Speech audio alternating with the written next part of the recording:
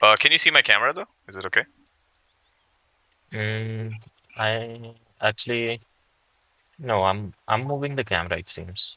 Or you are. I don't know. I mean, we both are. Both are. So Yeah. yeah, we both are moving it.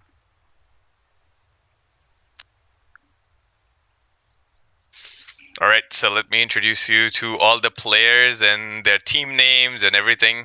On the Radiant side, we have uh, Team Digital, right? Yep, I think. Digital esports. Yep. Yeah, Digital Esports on the Radiant side. So, Queen of Pain is being played by Boo. We have Soteria, who's going to be on the Wraith King, and Shinji is going to be on the Disruptor. Moving on to the top side, we have Polygraph Eyes, who will be playing Enchantress, and the off lane Cool. Is it cooldown? Yeah, it's cooldown. Cooldown on the Centaur Warrior. And moving on to the other side, we have Team Dire, which is going to be Kill Your Excuses, who's going to be on the Night Stalker. DXE will be playing Spirit Breaker. We have Pampumon, Pampu, who's going to be playing Viper.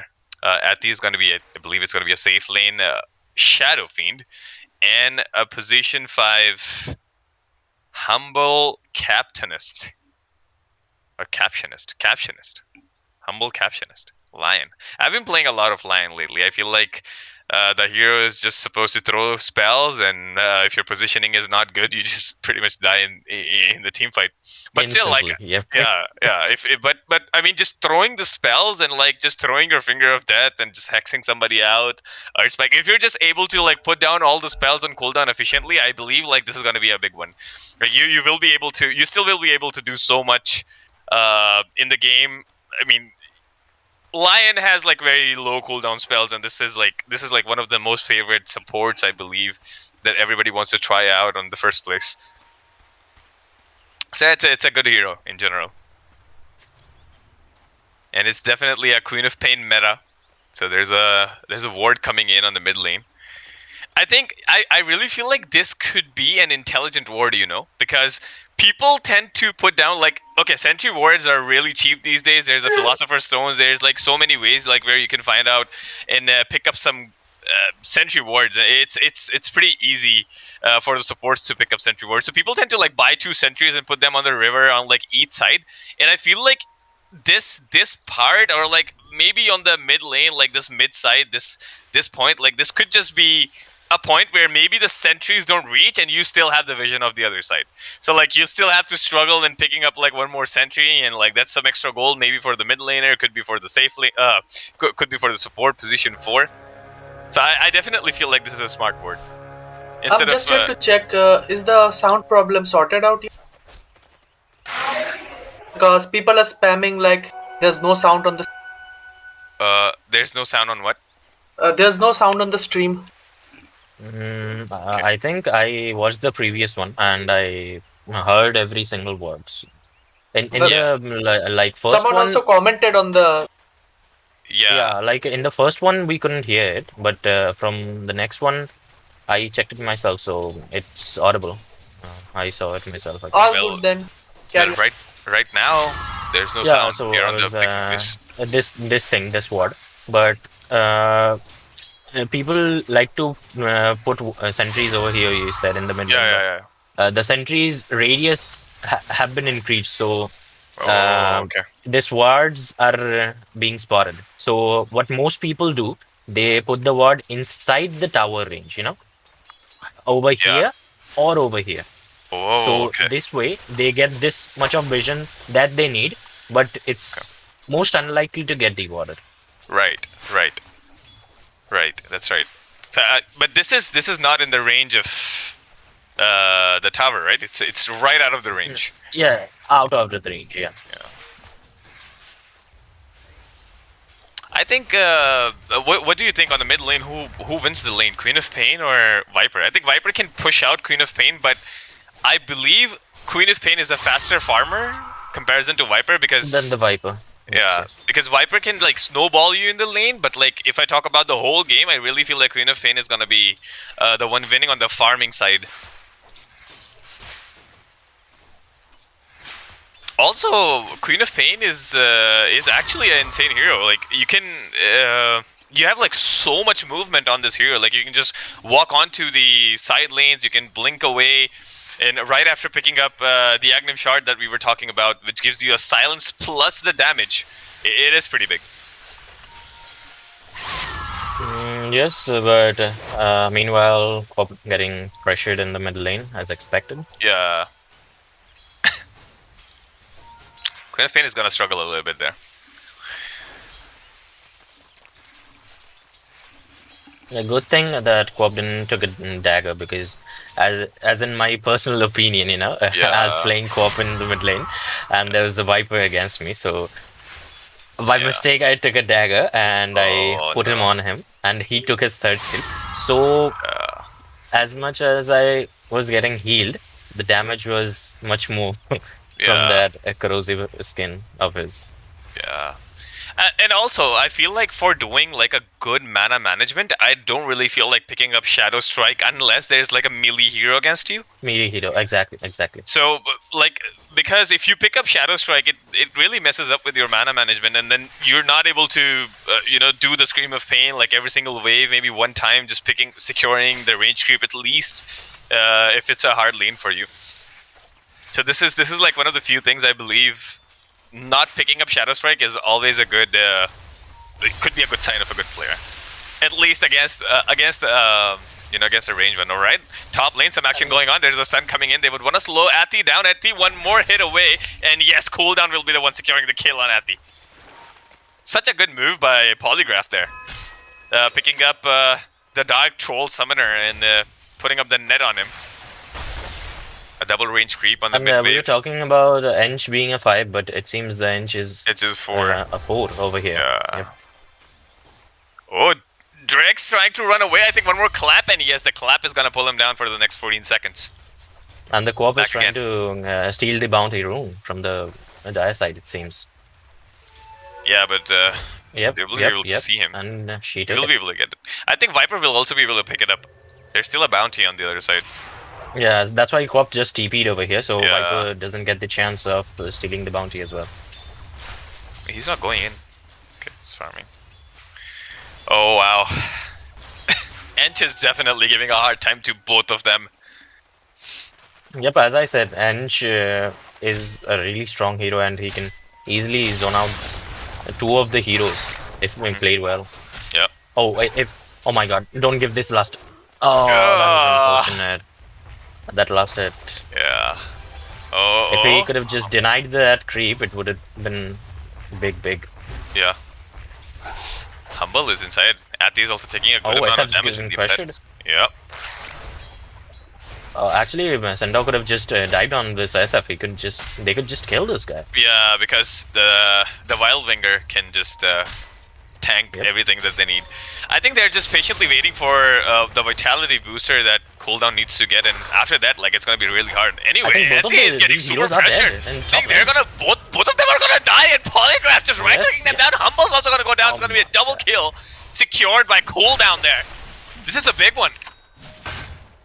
This is 100% a big kill there. Like a safe lane dying with the support.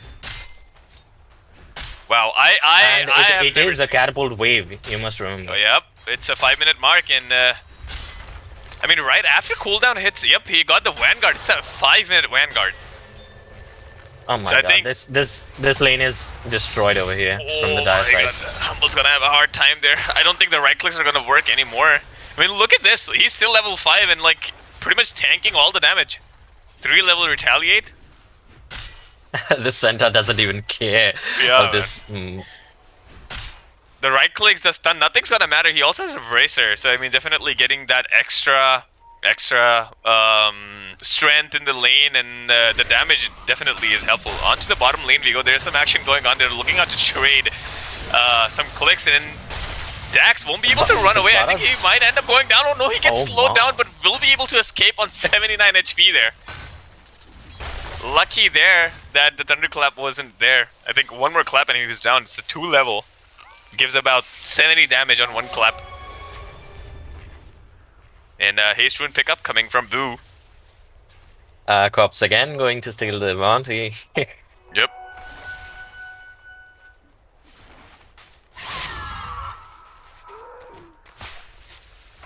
Queen is also playing pretty efficient there. Like if you look at the last hitting, 35 to 36. I mean, definitely after getting pressured by Viper. Oh, top lane, all right. Here comes the ultimate. The Stampede coming in, slowing him down, the stun, and yes, few more right clicks. One more time, Athi's looking out for the right clicks on the creeps, but I don't think he will be able to do anything. It's gotta be a double kill secured by cooldown. This is gonna be another kill. It's 6-0. This Centaur's getting huge. Yep. And understanding the fact that now they will be able to pressure onto the top lane, both the supports are moving towards the top lane. They would just want to play with cooldown.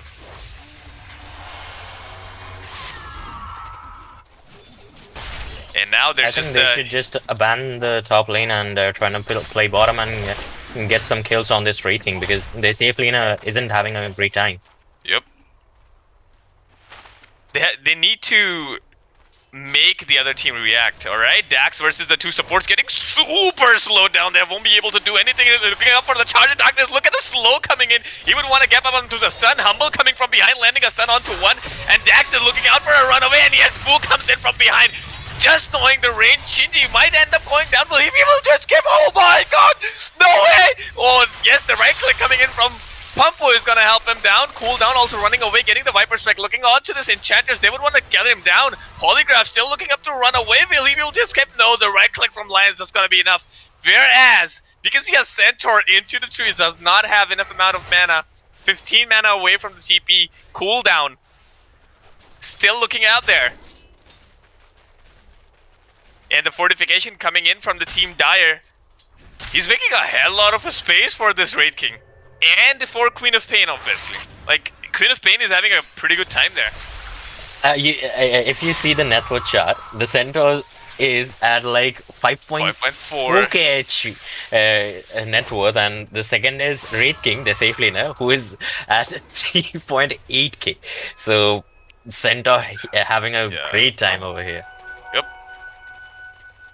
And I really feel like this is one of the few things that people don't tend to understand. Once this is how the offlane is played. Like, you need to pressure the safe lane. You have to make moves on the map just so you can force some rotations and make your safe laner free, so like he can farm. And this is something that people don't tend to understand, like, because I've been struggling to get out of my bracket, and like I just have to nag people down. Alright, getting back into the game, onto the mid lane we go. Here comes the stun. He also has a blink dagger going on to Pumpo is gonna end up going down with the Sonic Wave, and Dax is also running away. It's gonna be a 4-man mid. Dax, will he be able to escape? No, he won't. Woo blinks in, and the pain is felt on the Baratrum now. Both of them down for about 20 seconds. And this is the second tower, less than 10 minutes in the game. Game's getting stomped from the side of Radiant right now.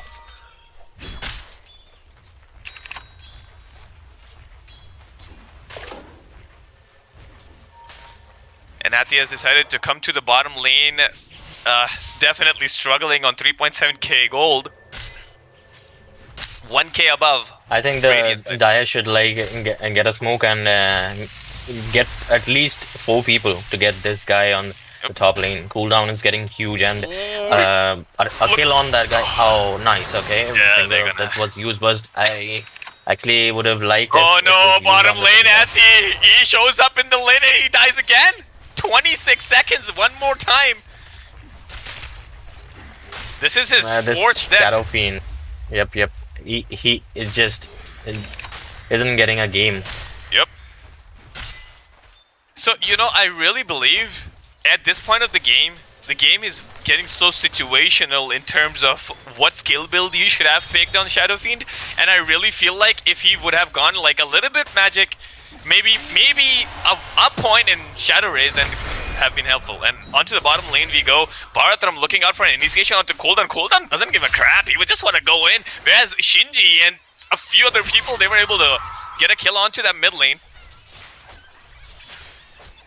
This Viper needs to play with his team right now, so they could get a kill on this Centaur. He's getting huge, and only his Nether Toxin with the poison attacks can take him down at this point.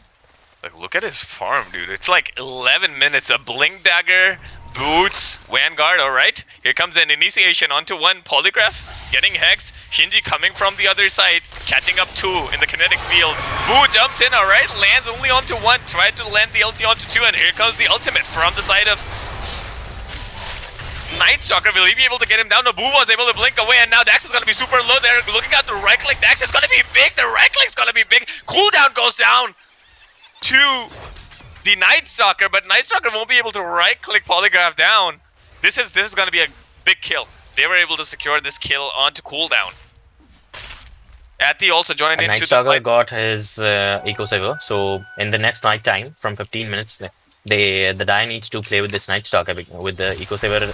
They need to make some plays for this SF because he isn't just getting a game right now. Oh no, bottom lane SF, you're gonna be on to... You might end up going down, and Boo is not afraid. Just one more right-clicking him down. He's fighting like 2 support, and cooldown also comes in from behind with a blink. And Dax is looking out for a runaway, but he won't be able to get anywhere. Both of them down back to the fountain for the next 25 seconds. The Shadow Fiend needs to stop showing in the lanes because once he shows in the lane, they just jump on this guy, and he's just dead because he has literally nothing to save himself. Yeah. Right, one more slow coming in onto the Humble. Will they be able to catch him down? The kinetic field comes in. There's a Bara charge onto Shiji, and cooldown is not afraid to go in. Here comes the big ultimate of the Static Storm. Will they be able to get 2 of them down? Here comes Papumon looking up for the ulti, but he won't be able to get anyone. The double Edge will be able to secure the kill, but somehow the Nether Strike didn't work out onto one. Here comes the Finger of Death, but won't be able to secure the kill. Here comes the Nature's Attendants, saving the life of Disruptor, and Dax is looking out for a runaway, uses the Bulldoze, getting super slowed down, and here comes the blink in from Boo with the side of Scream of Pain, and now 4-man down. Only Shadow Fiend left all alone onto the top lane. There's absolutely no space now. You can see the center cooldown is had so much farm, but now he's a bit sacrificing himself so the co-op and the Wraith King can show up in the lanes, and the co-op already has its Kai and Sanj. Yep. And he can make some plays, and Wraith King going Deso. With the armless Deso, they can just shred heroes and the towers as well. I don't think the Dire can stop this push from the Team Radiant. Definitely. It's they're gonna have a hard time on this, but like for a person like me, I really feel like if the offlaner has done so good in the lane, I mean, pretty much you can destroy the whole map, because right after the offlaner gets farmed, I feel like you could just do so much on the map. And right now, if you can see, Team Dire, they're playing all as 5. Shadow Fiend is also farming close, whereas parallelly onto the opposite side, if we look, we have this whole team working out on the top side. What itemize? What should Shadow Fiend itemize in this game, according to you? I mean, after having such a hard game. Shadowblade seems good because he can like save himself from the invis, and he hasn't taken race, so it's he can go the Silver Edge to break those things, and he really needs to go BKB in this point because without BKB he can't survive. Alright, the initiation is looking out. And the catch onto Kill Your Exclusive, and I think here comes the Stampede from behind. Will they be able to land a stun? Alright, Blink in, lands the stun onto 2, cooldown, and here comes the ulti, a beautiful Sonic Wave onto 2. He's already beyond godlike. Dax and Humble trying to run away. Oh no, the ward just planted deep inside. There you go. It's gonna be a double kill secured by Queen of Pain as well. There's nothing that can be done at this point in the game. It's already 16 minutes in the game, and they have lost 2 tier 2s as well. Only the bottom lane, 1 tier 2 is left, and then the base. Feels like Team Radiant is already controlling 70% of the map. Got a Desolator coming in for Wraith King.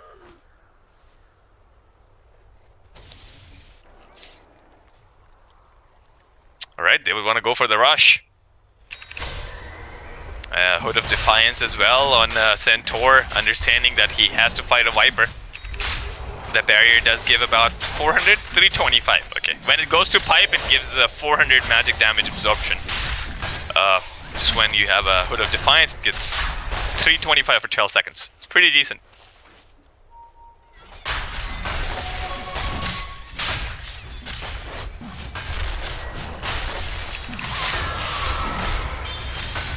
With this rush, Radiant could just look at the high ground at this point, I guess. They're all farmed up, man. There's nobody in the team who's like underfarmed or under-leveled. Everybody has a decent amount of farm. Alright, he's gonna be on the wrong place. Oh, look at the damage from the Wraith King! My god! It's like 4 or 5 hits and he was down. The power of Deso with the Mortal Strike, it seems. Yep. Power of Deso, the Mortal Strike, and the Armlet. That's the Armlet is just insane. Alright, they will be able to secure one more kill. Bharatram goes down for the next 30 seconds.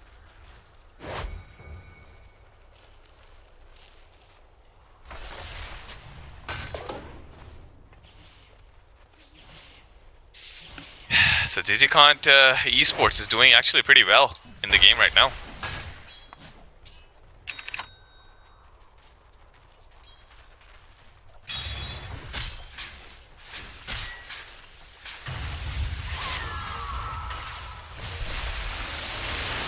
Alright, the pullback onto Papumon. Alright, getting stunned, and the kinetic field did connect onto 3, and he just walks into it. Will he be able to use it? Yes, the ultimate coming in from behind the Sonic Wave did connect onto 1. And yes, they will be able to secure the kill onto the offlaner. This is gonna be a hard time. I think the Dire can't stop in this push by the Radiant.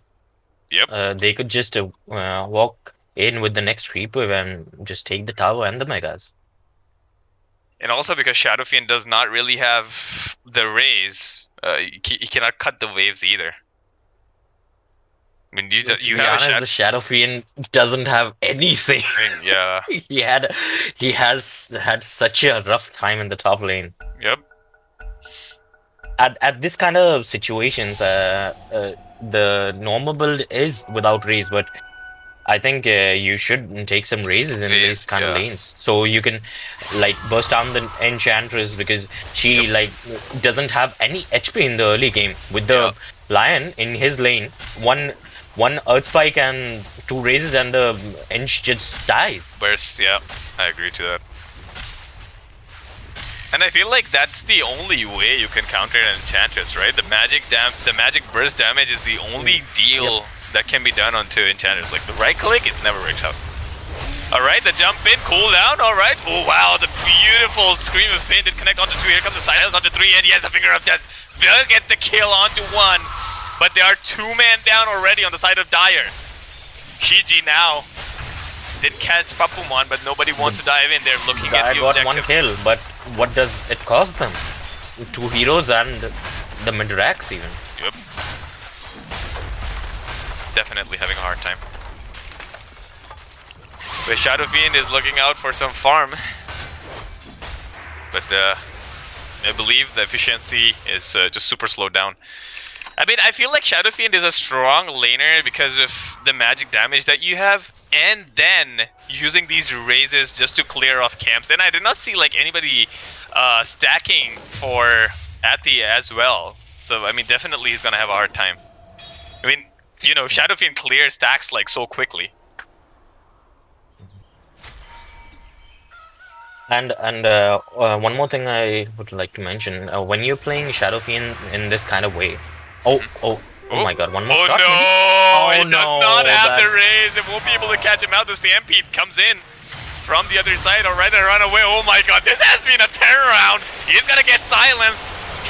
Will they be able to secure the kill onto him? No, they won't. Alright, it's gonna be only the 2 supports, and Wraith King comes in. Oh wow, the beautiful ulti from Boo on the other side. They will be able to kill Shiji there with a dominating streak, but will they be able to get anybody else?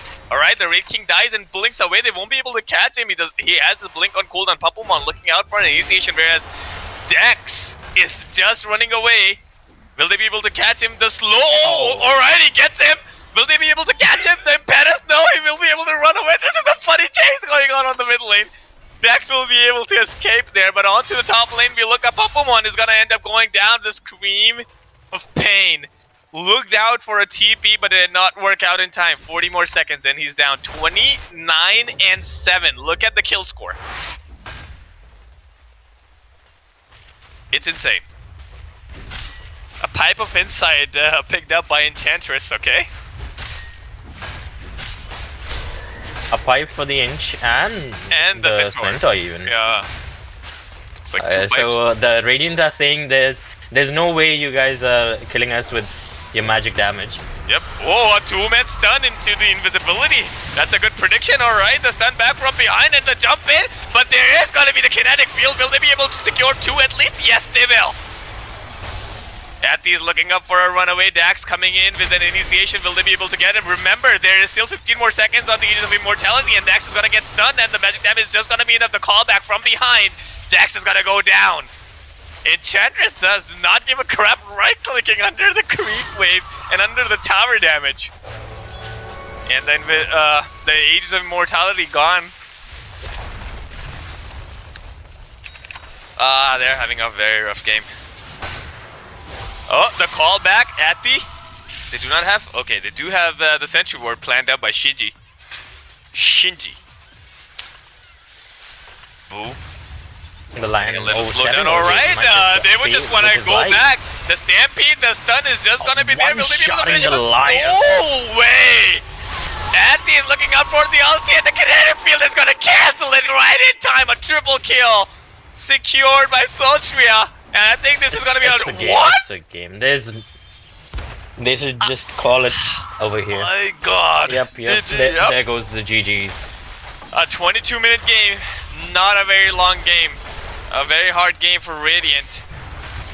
I just hope they will be able to, you know. And in the end, Shinji is giving a 5-man kinetic storm teammate. Yep. Just having a good time. It was a pretty hard game, I should say, for the side of Radiant. Oh, for the side of Dire, my bad.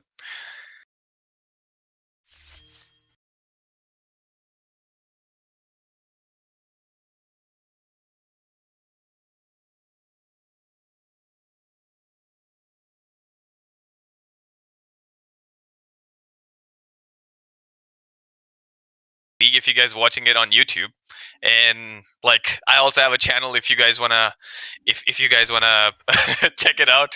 But yeah, I'm grateful for Indian Esports League for letting me cast these games. Don't forget to subscribe to the channel, guys. We're gonna have some more upcoming tournaments. I believe these are the guys who are still keeping up the dream for Indians to keep playing Dota, and we have some more upcoming tournaments, and like they have ongoing tournaments. So don't forget to subscribe to the channel. If you want, you can reach out to one of the admins. You can join the WhatsApp group that we have, and feel free to join into one of these tournaments.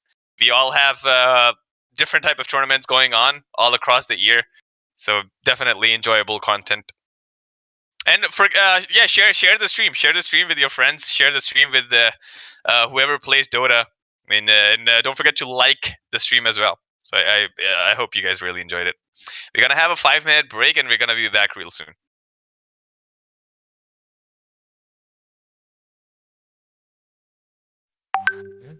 It was a quick game. It's a very quick game. I actually thought that I might be able to see something from the side of No Fear. Yep. Because I was feeling like maybe Team No Fear would want to go on to DigicontEsports, like they would want to climb onto them, looking at their draft, but it just turned around the other way. Yep.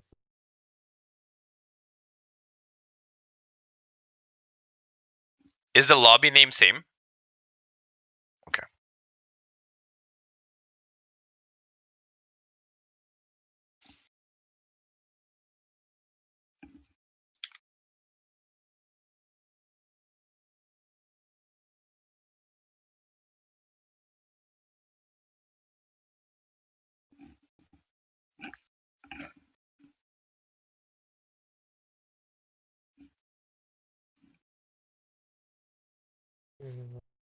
इसीलिए मेरे को mid पे wiper जैसे hero पसंद नहीं है। लेन तो dominate कर लेता है, लेकिन मतलब उसके बाद या हाँ उसके बाद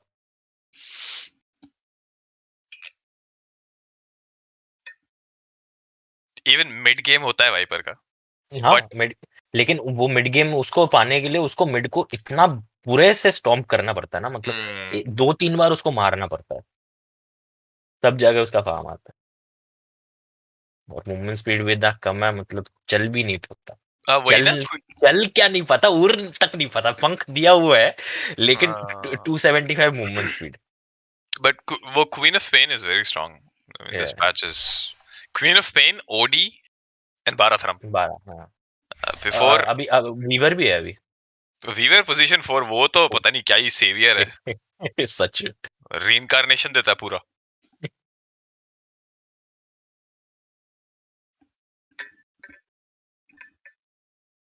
अगर इन चारों में से कोई हीरो छूट गए तो कोई टीम छोड़ने वाली नहीं है मेरे हिसाब से। किसमें से? इन चारों हीरोज में थे 12 कॉप ओडी। हाँ हाँ, for sure. I think every game ये पिक्स होने ही वाले हैं। हाँ हाँ। वो मेरे को खाली वही बुरा लग रहा है कि वो रेज ना लेके गलती हो गई। अरे रेज लेता तो लेन की मतलब चेंज अलग हो ही जाता, कुछ नहीं। गेम चेंज हो जाता। हाँ। अरे मैं अपने दोस्तों के साथ स्मर्फ से खेल रहा था, उसको मतलब ये राइट क्लिक ऐसा ट्राई करना था, तो मैंने बोला ठीक है चलो ट्राई करते हैं। तो उस गेम में उसने भी सेम चीज, मतलब रेस के बगैर लेन खेल रहा था, बहुत बुरा पिट गया। तो हम्म मैंने बोला यार ये देख तेरे साथ इतना बढ़िया स्टनर है, शैडो शमन था उसके पास, हम्म। तू लेना रेस एक सामने। हाँ लेना दो तीन रेस ले आराम से खेल, लेन तो सॉर्टेड है तेरा। मतलब ये सामने था उनका एक रूबिक था, हम्म। रूबिक था और नाइट स्टॉकर था, सेम। हाँ, मैं जो बोलने वो वाला था स्टीम पे वो बोलना भूल गया मैं, बीच में वो मिड पे रोशन के उधर फाइट शुरू हो गया। यहाँ पर एसएफ राइट क्लिक खेलने के लिए उसके साथ एक मतलब अनेबलर होना चाहिए, हाँ, आई एनेबलर होना चाहिए, यस। आईओ रहना चाहिए, या फिर कोई ऐसा रहना चाहिए जो उसको बफ करे, आईओ हो या फिर आईओ ओगर या फिर ओगर ऐसा हो। कुछ। हाँ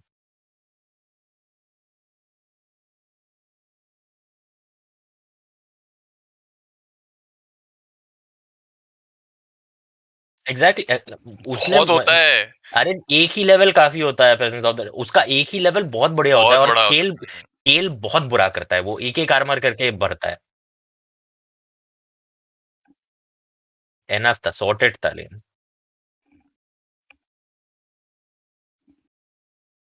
एंशंट्स एंड्स को तो मारने का ही एंड्स, तरीका है, यही हाँ है। एंशियंट को मारने का एक ही तरीका है, बस्ट कर दो उसे। मरता ही नहीं है। कितना कितना एचपी रहता है 6 लेवल पे भी, मतलब कितना 600 एचपी रहेगा लौटने का। हम्म।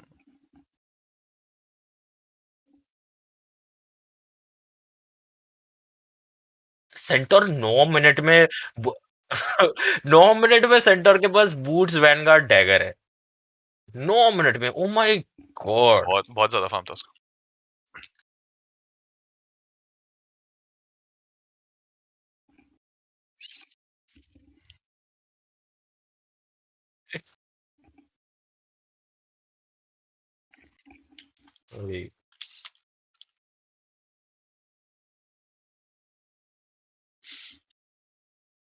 वाइपर को अर्ली फाइट्स में रहना था, जहां पर वो सोलो पिक ऑफ होके मरा है, मिड पे मरा है, टॉप पे हम्म। मरा है।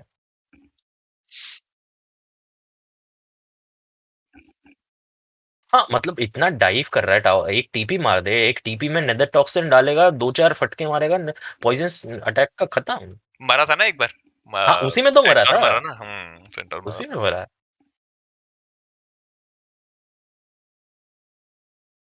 वही उसी की वजह से मर सकता था, और कुछ है ही नहीं उन लोग के पास। मतलब अर्ली गेम फार्म नहीं था। That's basically it. Early game farm रहता तो हो जाता।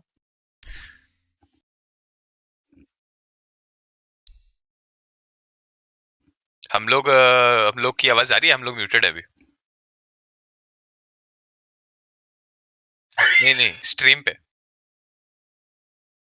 हम्म। बहुत ही बढ़िया।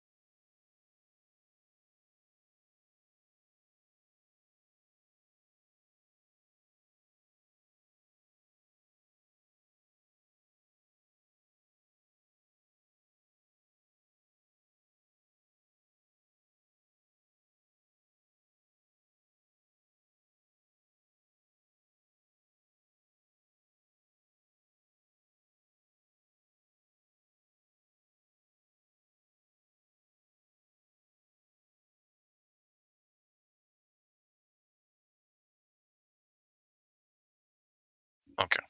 All right, guys, we are back again. This is gonna be game number 2 of best of 3. Team No Fear versus Team DigicontEsports.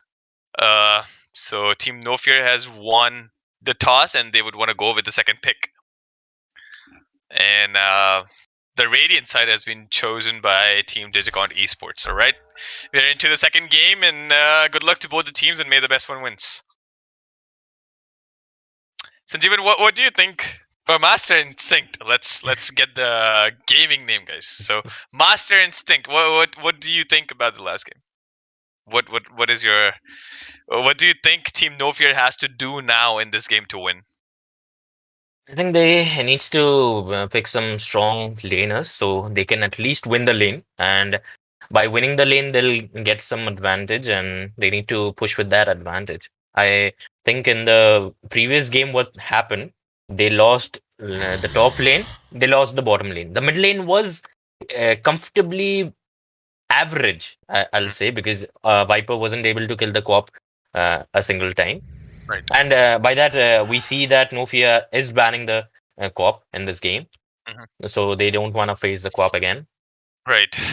Queen of Pain, Bharatram, OD, and Weaver. The four heroes we talked about. Yep, the 4 heroes we talked about, and one of the I believe like these are like the few strongest heroes this meta. Every position I think Bara can be played on mid. Position 4, Queen of Pain, like you said, mid and off lane. OD is also same mid and off lane, and safe lane and position 4 for Weaver, I believe. So Bane is gonna be the first. And the Bara can be played as the position 3 or 4 even. Oh, even 3? Yep. I've been like playing Bara in 3 in my bracket, and with a successful result even. Oh my god, this hero gets like a Shadow Blade in 13 minutes if the game goes well, and he just charges top bot, gets all the vision across the map by bashing enemy heroes, and gives so much like space and vision to his team. Right. I think the one big advantage on picking Bharatram is you definitely have the night vision. You know, the 400 night vision thing that comes up. I think it's it's a level 10 talent. Yeah. So fighting against like heroes like Luna, Night Stalker, this guy Spirit Breaker, Sladar. You know, these are like the few heroes which really can give you the amount of night vision which the other heroes cannot. So I really feel like in the nighttime, it's a good time to smoke. I don't know, like maybe on the bigger level people or like the higher level of Dota people do think about these little things, but like in pubs, genuinely saying like nobody thinks about, you have that. I mean, unless it's a Night Stalker, because you have the name and then you can see the hero moving around, and every other hero looks like a creep after the 5-minute mark. But talking about these other 3 heroes, I really feel like if people can use this night vision in the late game, I'm pretty sure like in the Immortal bracket this happens. When you pick up Bharatram and you're charging onto the side lanes, you get this extra amount of vision no matter if you're on the high ground or low ground. I feel like this is a huge advantage on like picking up information, because Dota is a game of, gathering information. I mean, the second you miss a little point on the mini map, I just lagged out. The millisecond you miss out the point on looking at the minimap and you lose like some kind of information from the minimap, I really feel like Dota as a game is of information. The more information you have, the better player you're going to be in the game. So exactly, the night vision is what I was talking about, and I feel like this is the night vision is just really helpful for anybody in the game. And that's why the heroes like Slark and Luna are popping off nowadays. Yep. Slark, Luna, Sladar, Night Stalker, Bharatram.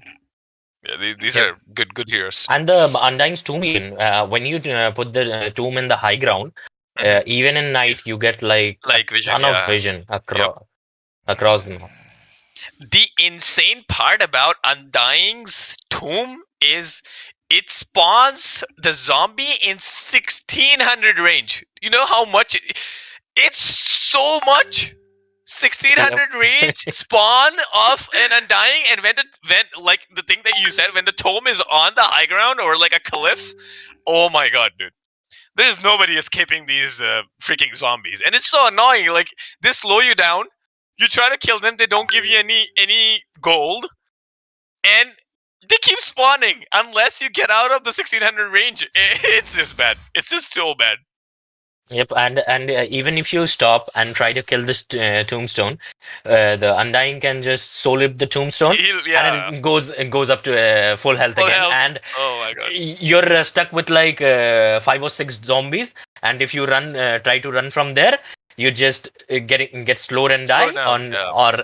or if you just stand there and try to hit the tombstone again and again and again, at a point you'll get the kill on the tombstone, but Yep. there'll be like all the enemies on top of you and you just die. Yep. So what do you do in this kind of situations? There's nothing that can be done. Like, either you need like a hero like Snapfire or something, that can hit the Undying's Snapfire tombstone also, down. yep. Yep. I mean, it's very much similar like Phoenix's egg, where like you need somebody who can just hit this thing down. But whereas Phoenix does have the advantage of slowing down your attack speed with the spirits, Speed, yep. definitely. But in the case of Undying, if you have a good hitter, then it's good. So like, you have to be very cautious about positioning your um, the tome. It should be on a good place where like nobody can hit it down. But okay, let's get back to the analyzing of the draft. So what do you think of Tidehunter, Undying, and Silencer for Team No Fear? Do you think this can win them the game? I think they're betting a bit too much on the long cooldowns, because the Ravage, a big cooldown, the Tombstone, a big cooldown, the Global Silence, a big cooldown. So they have a 3 big cooldown. So they'll need the safe lane and mid lane to be a shorter cooldowns. Like, the mid lane should be the tempo carrier, like uh, Void Spirit, Ember Spirit, any of the spirits, or the Bat Rider, who can just play with his team without getting slowed down. Because when you have Ravage down, Global Silence down, or the Tomb down, these 3 heroes basically do nothing. Yep. Mm-hmm. Big cooldown.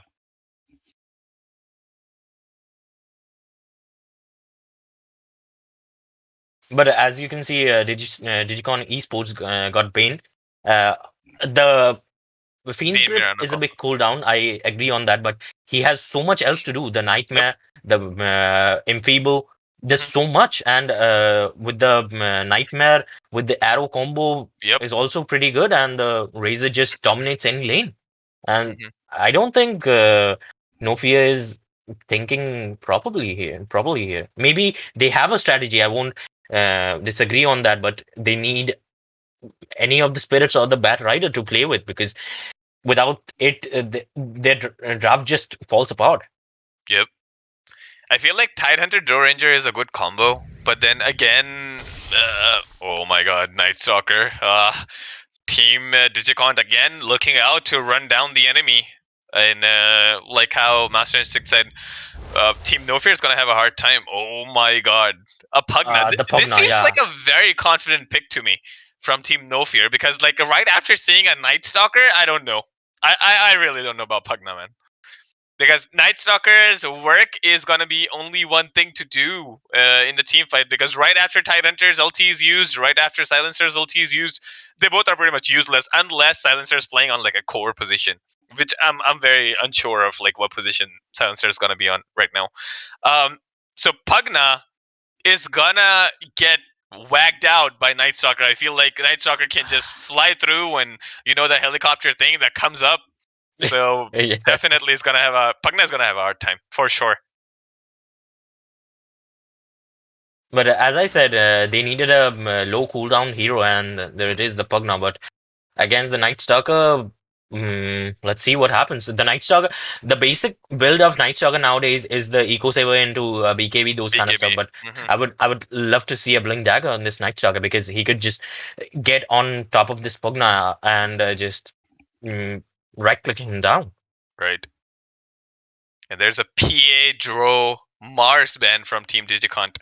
Right after Team No Fear, they did ban heroes like PL, Slark, Medusa, like all the hard carries are out. So Digicont picked up a Razor, which is a really good pick, I So believe, the because Manofia team is predicting like the Eraser is off lane, and it offlane, is yeah. off lane.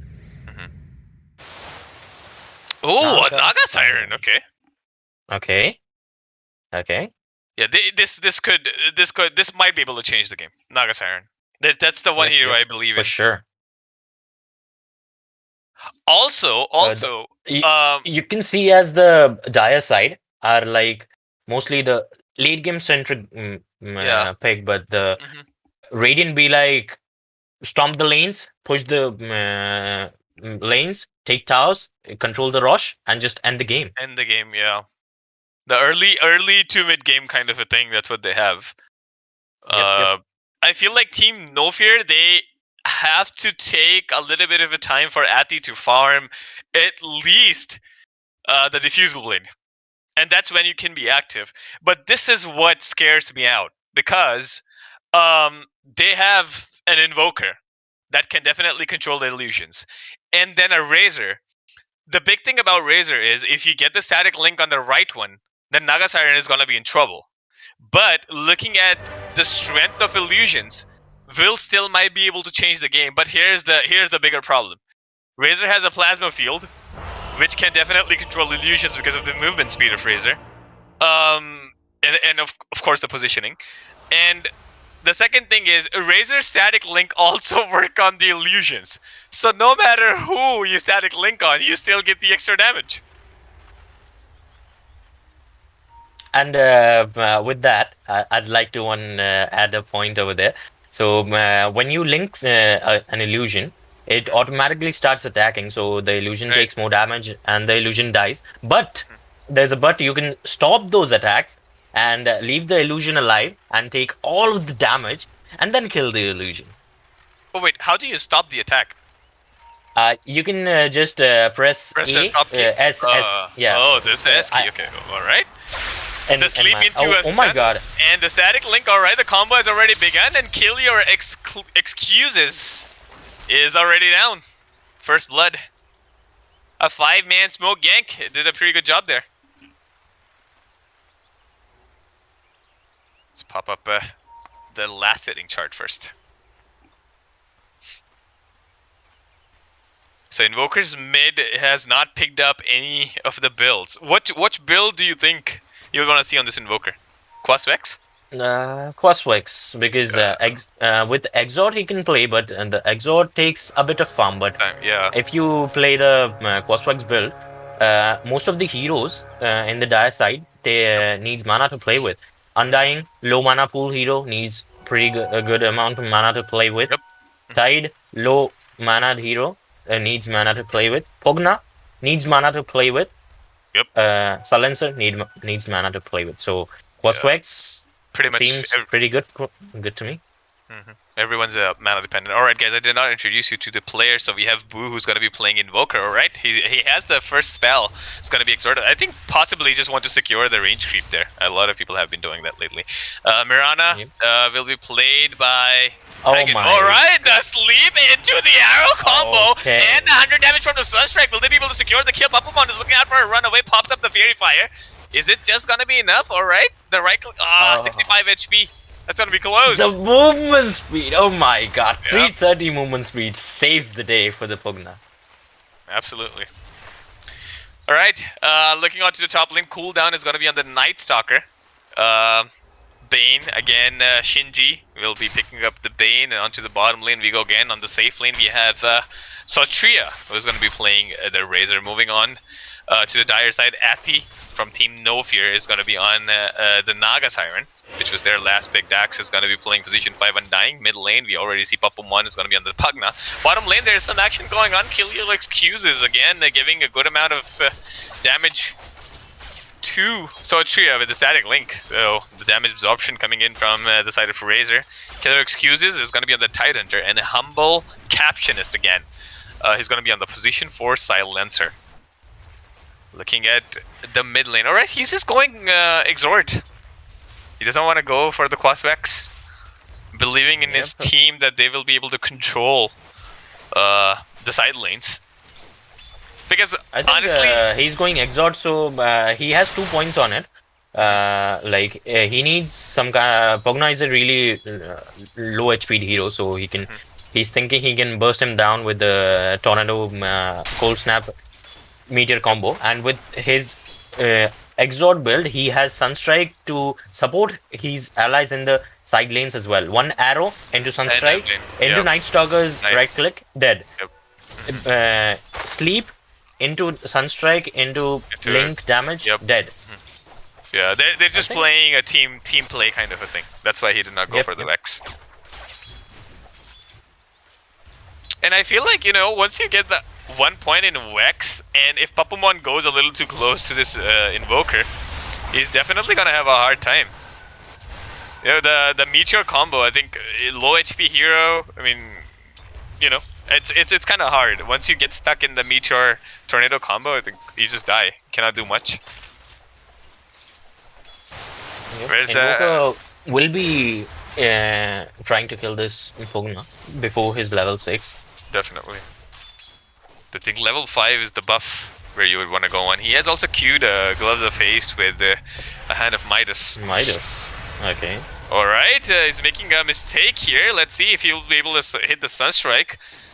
Only 100 HP. Invoker? Alright, he does not have the Sunstrike. He has the Ice Wall. He misclicked with the Ice Wall, Alright, he's going to pick up the bounty. Let's see if Invoker will be able to take this up. Alright, here comes a scan. He gets the scan. Oh no! It's a little off! It's a very good try, I would say. In the early scan. Onto top lane we go. And Kitaigan. Kitaigan, is that how you say his name? I think Kitaigan. Or like Kitaigan, yeah. Yeah, Kitaigan. Alright, bottom lane. They will be able to secure that 1 kill, and Humber Captain is looking out for a runaway, but he won't be able to TP now. Silencer has a cooldown and does not have a TP. Whereas the Bane also went down. They were able to secure the kill, and the kill went... Undying I missed the kill. Yep, Undying on the top lane. The arrow and the right click. The arrow with the combo.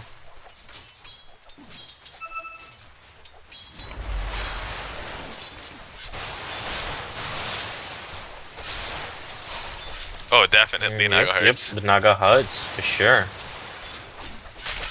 The Riptide proccing at the correct time. Yep.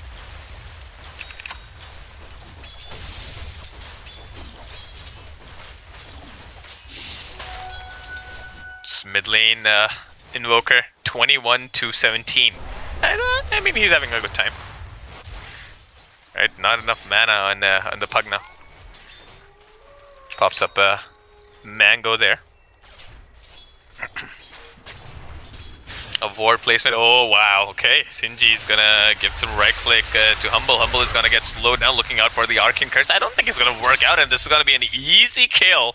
And in the mid lane, Invoker will be trying to kill this because he has one point in the Vex. Yep. I think the hard part of it is Yeah, go ahead. Go ahead. The Pugna's dead, I think. It's gonna die. Yep. Yeah. I was about to say the Invoker didn't had vision in the mid lane, so he bought a ward, put the ward in the high ground, and put the combo. Yep, definitely.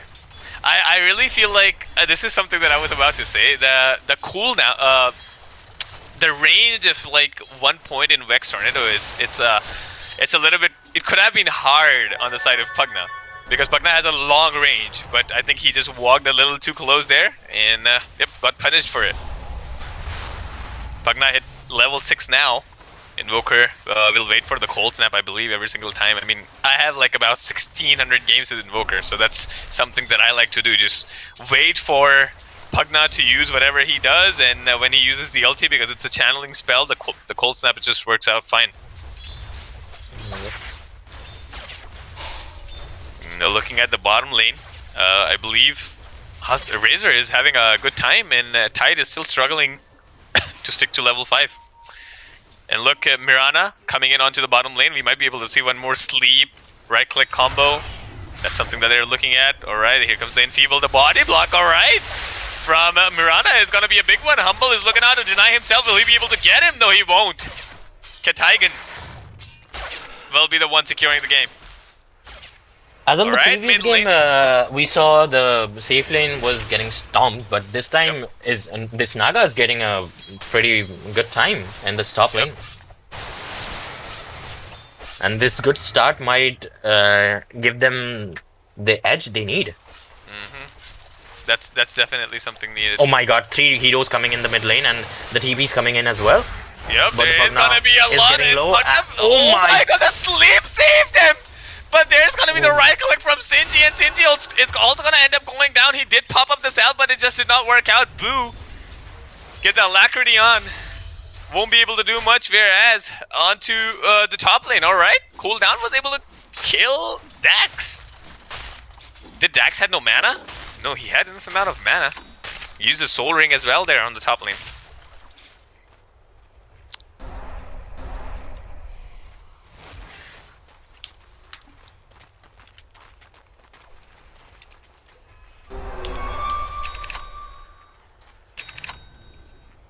Mid lane, one more time. Does have a bottle and an null talisman. Definitely a little bit of a struggle for Pugna, but I feel like Pugna is like one of the few heroes which can definitely recover. But if I look at the top lane, Ati is doing decent, man. Look at the farm. It's 72 last hits. Uh-oh. A kill secured by Soturia. One more time on the silencer. And looking at the network chart, 4.2k. And oh, mid lane, alright. The slow is just gonna be there. Papumon might end up going down. Oh my god, the 55 HP. Fairy Fire. That was very close. The Fairy Fire saves the day.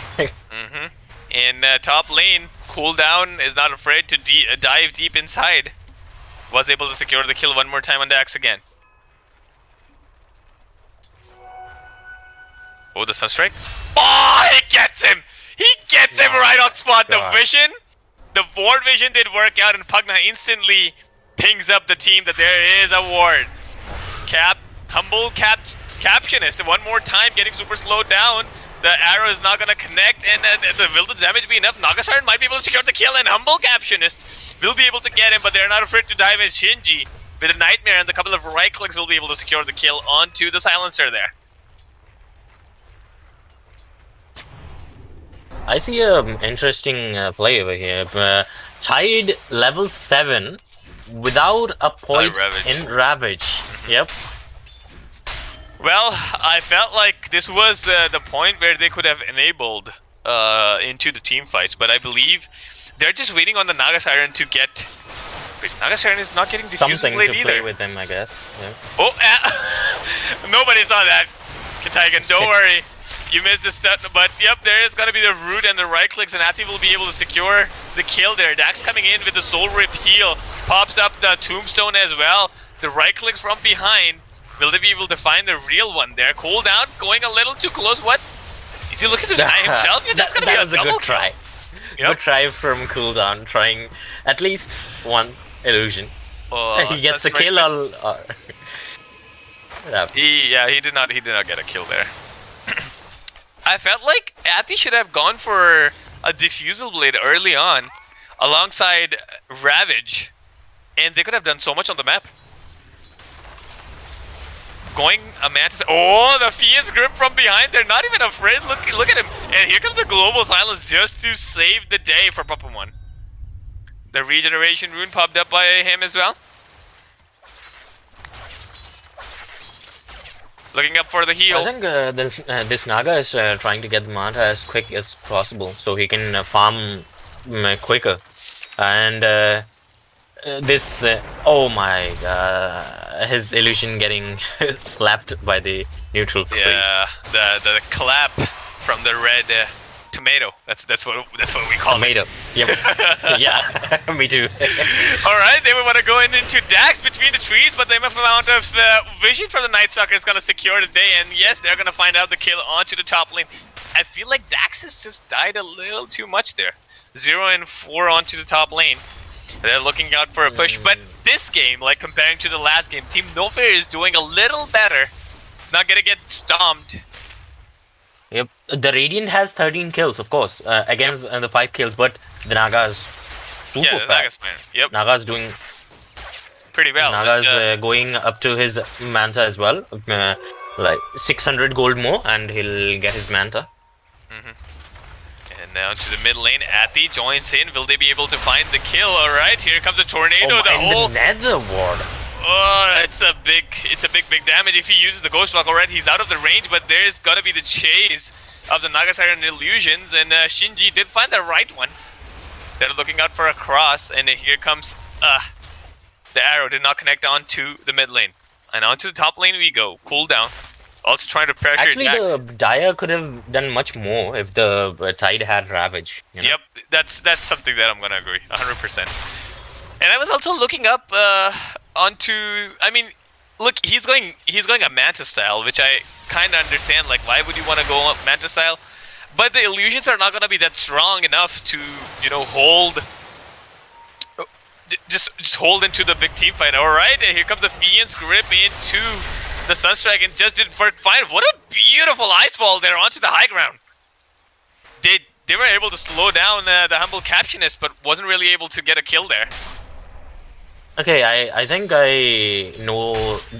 I kind of understand this plan from the Tide, because he gets the Ravage now, but he's making a this Agnum Scepter right now, so he could just spam his Gush from the far range, and he's trying to just hold the game with this until his Naga gets farmed, and the Naga just carries the game. He is their only win condition over here.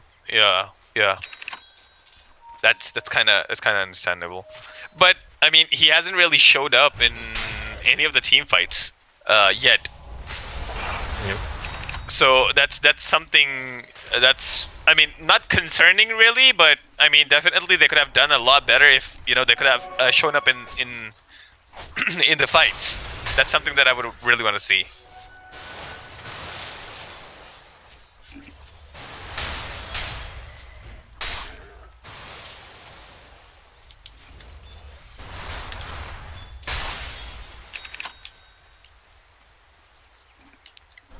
So what do you think? Which team, as of now, is on the lead? A slow pace going on right now. Both the teams farming their items. Alright, here comes the cat onto Razor. Will they be able to find him out? The damage is just going to be big enough, but he pops up the BKB just to save himself. An Invoker coming from behind. Boo! Landing the stun, the slowdown from the plasma is just going to be enough. They were able to turn it around, and here comes a beautiful ice wall from this Boo. Alright, the Deafening Blast. Will the right click's gonna be enough? He is going between the trees. Oh, nice jukes, but oh my god, he will be able to escape, and it slows him down, and here comes the Ravage. Will they be able to secure the kill? Just gonna be in time from behind. The Arcane Curse is just gonna be enough that they will be able to secure the kill. This is gonna be a big kill. Cooldown is not afraid to go in, and they will be able to secure both the kills there. The sleep onto Mirana, kill your excuses. Now onto the run. A 3-man onto him, but the damage is not going to be enough. Eco Saver. My god, the Night Stalker with the Eco Saver and Dark Ascension doesn't even tickle to the Tide. Yep. Okay. This was a big one. Alright, Sortia is just gonna be there. He's gonna get caught. Will they be able to get him down? The heal from behind looking out, but Sortia won't be able to run away at the with the big kill.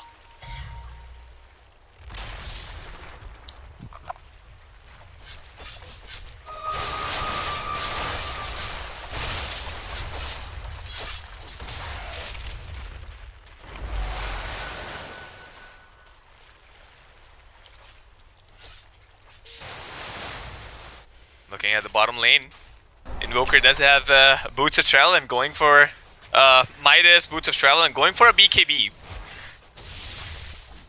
That was such a good fight in the last one. The Medaya lost a couple of heroes, but Yep. that trade wasn't necessarily bad for the Daya. Mm-hmm.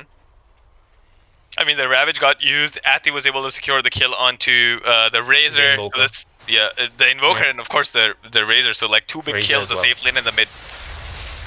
The 2 cores died. All right, will he be able to do the combo? 11 of time. Pop him 1. Oh wow, sucked the HP out of it. And the bottom lane, Boo, burning some mana of the Tidehunter, the barrier. The Tidehunter doesn't even care. Yeah, man. This hero is very strong, man. A very strong hero. And he also has like a decent amount of farm. Look at this. The top 2 is gonna be the safe lane of the Radiant side, alongside the Invoker. It's 8.9k. Yeah. Whereas if you look at Ati, he's also doing pretty good. Deciding to go for a Skadi. What is your thought about going a second item Skadi and not buying a diffusal blade in the game? Because he's like thinking about getting stats and getting as much mid fights breaks out, maybe. Mhm. Oh Yeah, no! they just used the global silence and backs off. Yeah.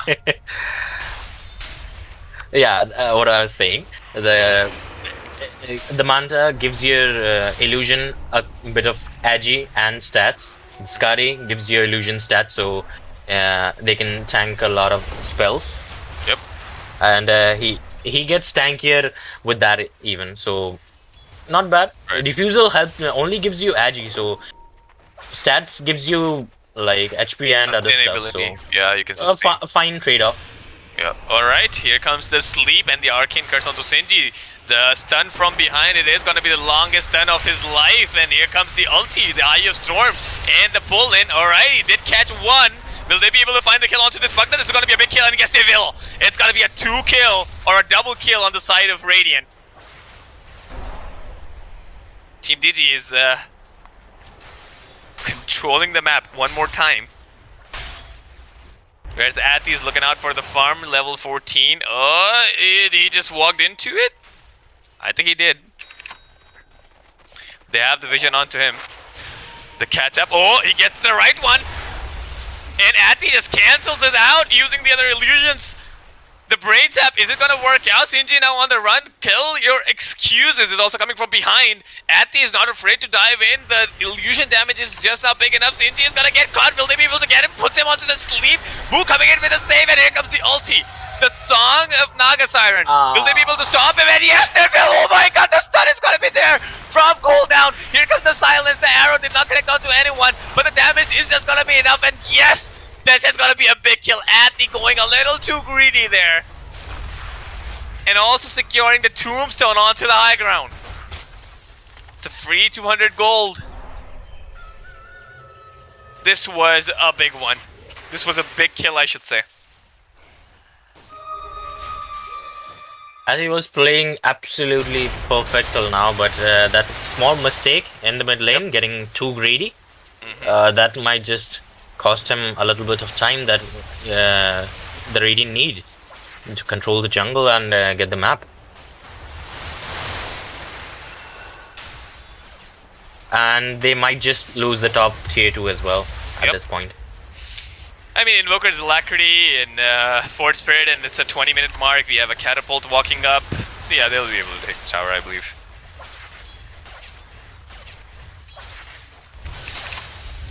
I think the damage is, the damage is big enough from the side of Radiant.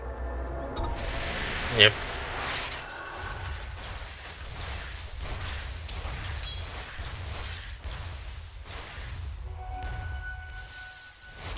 And I'm bound to pick up the coming in from this Tidehunter. Tidehunter does have the Aghanim Scepter now, has a maxed out Gush. Maybe just want to clear the waves or just want to play a little defensive until Ati finds the right spot. All right, there is a catch onto one. This is going to be a big one, but the BKB The pickup of the Dark Ascension there. Into the trees, cooldown goes. Won't be able to find him. The Moonlight Shadow also. And the TP onto the mid side. Boo. Getting slowed down. Would want to take away and get some mana back, and yes, he will. The EMP. There's vision of both the teams there, if you can see. And yes, they're gonna find the Undying, and here comes the combo. Here goes the Ice Wall, and this is gonna be an easy kill. Cooldown secures it.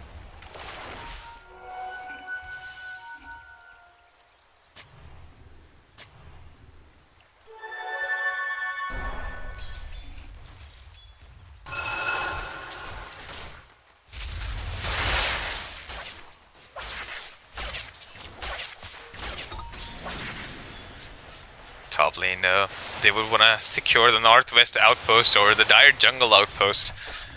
Team Dire, Team No Fear. They're looking out to find if there is any couriers. Alright.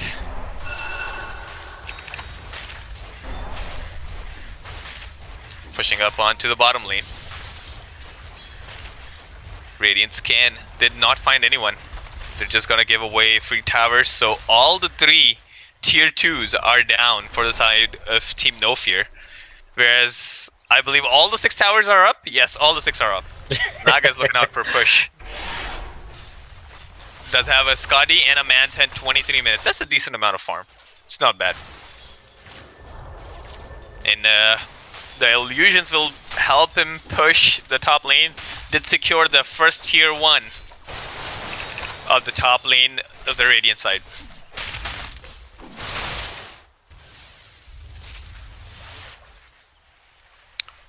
The Radiant will be going to see Roche. Yep. The next ban might be to Roche and go high ground with it. What do you think about the Invoker buying the Shiva's Guard? More AoE damage to clear out the illusions of Naga. So if the Naga gets a heart or something with the deafening, with the meteor and with the Shivas, they'll be able to see the real one between them. Right. So not bad of an item. Gives you armor even if the Naga catch you. For sure.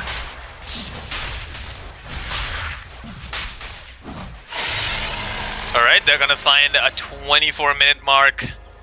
Ages of Immortality. Invoker's gonna pick it up.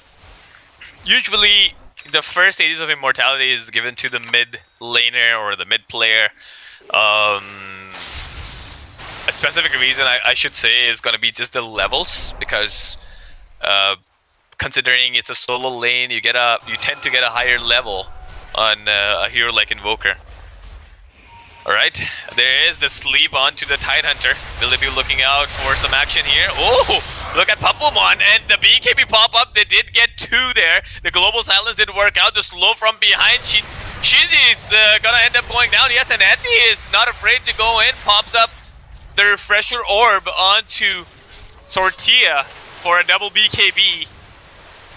Whereas Invoker's looking out for some space, looking out to push the top lane. I think he should have been all together, but all the spells are down, and yes, cooldown will be the one securing the kill onto 1. The slowdown from behind, Papumon is looking out for a cross-range life drain. Won't be able to find the kill there, but oh, a beautiful, beautiful arrow did connect onto 1. The disarm from Papumon will, and the BKB pop up. The BKB force on pretty much everybody to the side of the Radiant.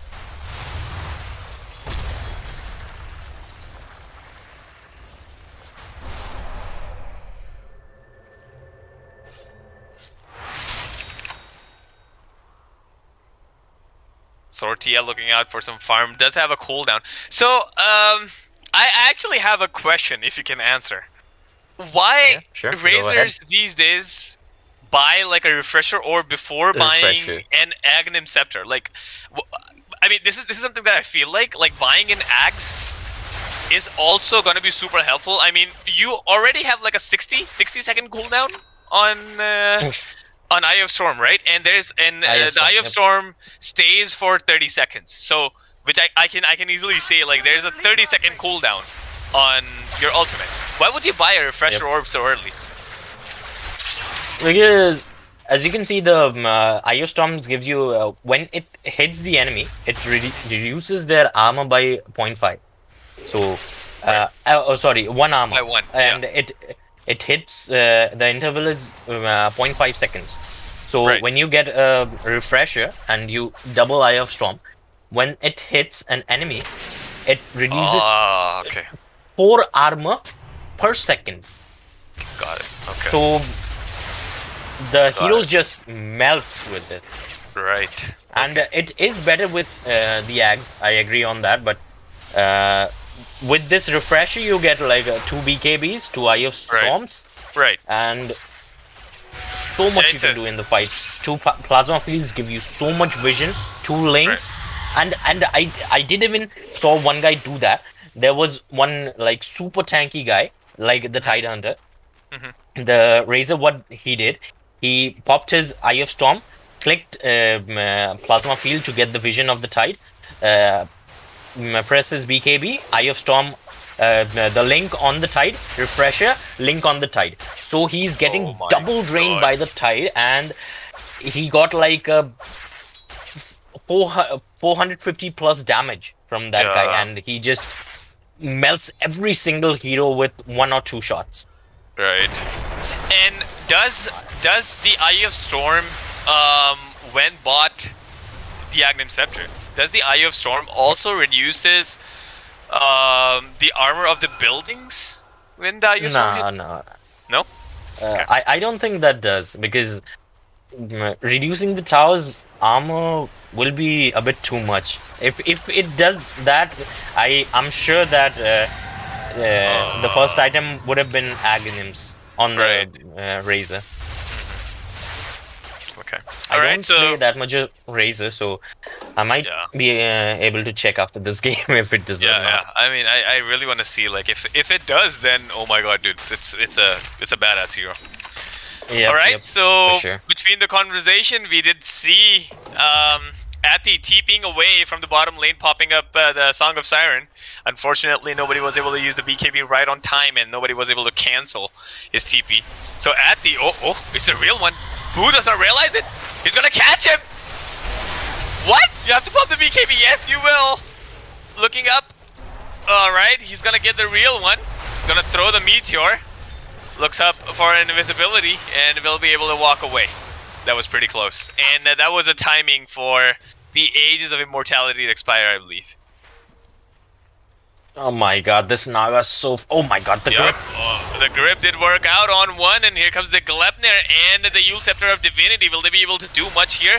Sortia does come in, does have a refresher orb. Dax, alright, won't be able to run away. The stun right in time from cooldown. It's gonna be a double secured by Sortia. 2 people down. The Ravage is still up. Oh, the Yule Scepter of Divinity is looking out for a Ravage. Here comes a slow down. Will they be able to find him? The refresher orb also popped up. But Sortia, they will have to push back a little bit. Team Dire. Ati joins into the fight. Uses the Song of Siren, but way too out of range. Alright, didn't catch 2. Will the timing be enough? Will they be able to get anyone? Alright, here comes from behind. It's going to be a 3-man Ravage, and they suck onto 1. They get 1. The rune is going to be there. There's no BKB. There's no escape for this Razor. And Razor's going to go down as well for the next 80 seconds. Oh, wow. This was a big one. Well, it did cost 3 buybacks from the Dire side, but Yep. they should be happy about this because the Naga is just getting huge. Huge. He has the Manta, Skadi, Butterfly. He's... Right. Oh my god, the fight breaks again. Yep, and yes, they will be able to secure 1 kill, popping up 1 ultimate? Yeah, but I think it was just a silencer kill. Cooldown secures it in his bag. Cooldown gets a little too close to Dax. Dax did see him, but flying through because of the Dark Ascension, a huge ass range. The duration, the 40-second duration is just big enough.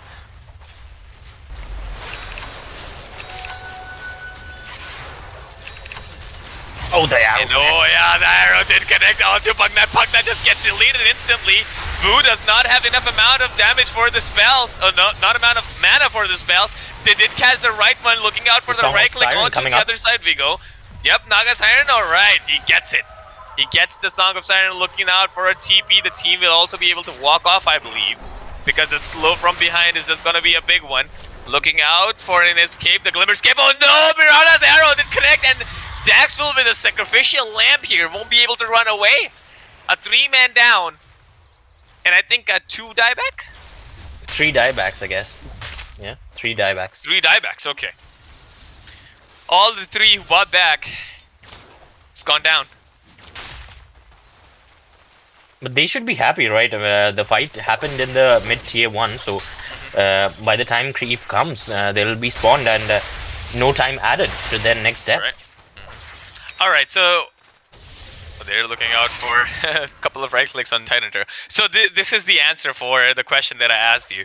Razor bought an Assault Cuirass, and now he's going for an Agnim Scepter, which is kind of understandable because, you know, this is going to reduce the armor of the buildings, because I believe Assault Cuirass does affect the buildings. It does affect the buildings, yeah. Yeah, and then you're going to have an Agnim Scepter that's going to click out the that's gonna damage the buildings as well. Eye of Storm does physical damage, so the tower will get more damage with the AC. Yep, that's why you buy the AC. That's the answer for my question. Got it. And the Radiant are getting desperate over here. They need to do something about this game because the longer the game goes, the bigger the Naga gets. And the Radiant has like nothing for the late game. Yep. Wait, who picked up the shard? What, the shard? The shard was picked by Nightstalker, I guess. Yeah, Nightstalker was picked. Yeah. Okay. So it consumes a creep, instantly kills it, and restoring a 35% of Nightstalker's maximum HP and 25% mana. It's like Lit's third spell, the old Lich third spell, if you remember. You know, when people used to deny their own range creep in the lane and range creep. Yeah, gets mana. Yeah, something like that. It's something like that. It's more of like Kling's ulti, I should say. They made the Nightstalker like a vampire. Oh my god, he was not able to TP. He had the Song of Siren. Will the silence be there? And the BKB pops up. He's gonna get disarmed, and here comes the Nullifier. This is gonna be a big kill.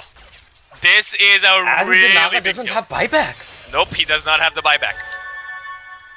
This is gonna be a big one. They might be able to end the game here. There are like 3 buybacks already on cooldown. Naga doesn't have a buyback. I believe nobody has a buyback. Shard of Tide. Sorry, the Scepter of Tide comes to play. The Tide needs to clear out the camps from far out before they hit the tower. Yep. He also has a Refresher Orb in his inventory now. Yep. So, I mean, let's see what happens. I mean, the timer is not big. They're still not pushing onto the high ground. There's still 30 seconds. I think they will be able to defend this one. I think the Dire might just be fine if everyone survives till the Naga comes. Yep. But this is a very risky play. I mean, you're hitting a 40-minute mark. You have a Naga Siren in your team. Naga's getting caught over here. Oh, nice full stop by the Miran. This silencer. Yep. The timing was just fine. And Naga's back. And the grip on the Pugna. Oh, there comes the global silence. Is it just going to be enough? And Dax is now looking out for a runaway. It's going to be a 2-man down. They do not have the buyback now. And they are respecting it. Alright, the Ravage did connect on to 3. Here comes one more Ravage. Did connect on to 3 one more time. The Arcane Curse on to 2. They're looking up for an escape. Ethi comes back into the lane. And here comes the Invoker for the big time damage. But it is going to be big enough now into the air. The Invoker show begins. The silence is going to be there. And looks like Naga Siren might end up going down. There's going to be the Nullifier. And the damage is going to be enough. Both of them is going to go down. It is going to be a 5-man off. And yes, they're going for the throne. It is a GG, a 35-minute game. What an insane game. DigicontEsports takes the best of 3, 2-0 against Team No Fear. Very well played. Amazingly done. In this last fight, oh my god, the Refresher committing the 2 Ravage, but the damage just wasn't there because the Naga was asleep the entire time. Yep. The Naga were slept, and then Naga was silenced, and then Naga was in the air. I think he did need a BKB instead of the Heart of Tarask. What do you think? He was like aiming for after the hard Agnums. He was aiming like clear the camps, clear the lanes, just keep delaying the game. But Yep. getting picked off like that wasn't was does just the thing Digicon Esports needed. Yep. And if you look at the graph, I mean, it was always in the side of Digicont, even though Ati tried his level best to farm. The graph just never went in the side of Team No Fear. It was always in the side of Team Digicont. Because, I mean, of course, they were like about a 6 to 7k lead ahead all the time. So the win possibility, I mean, that's how the Dota Plus, does show you.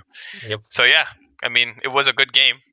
So I believe this is going to be the end of today. Satan? All right. Mm-hmm.